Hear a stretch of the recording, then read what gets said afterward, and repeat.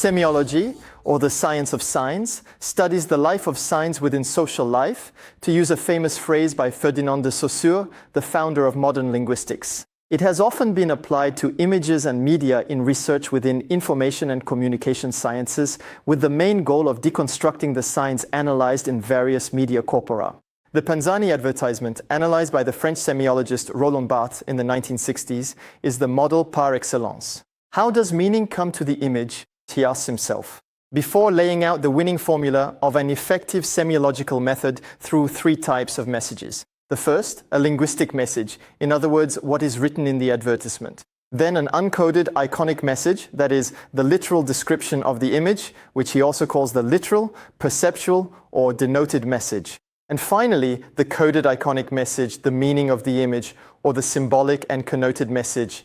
But semiology quickly spread to other fields of expertise and communication objects, such as branding in management science research.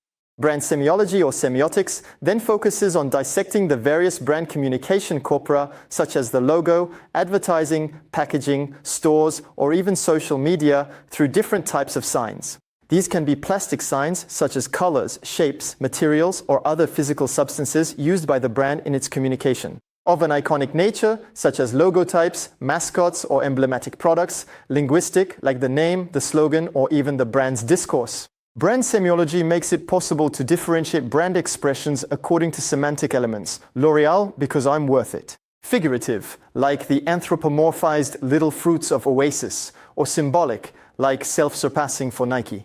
This discipline is therefore increasingly taught in communication and business schools in order to encourage students to think about the meaning conveyed by the brand.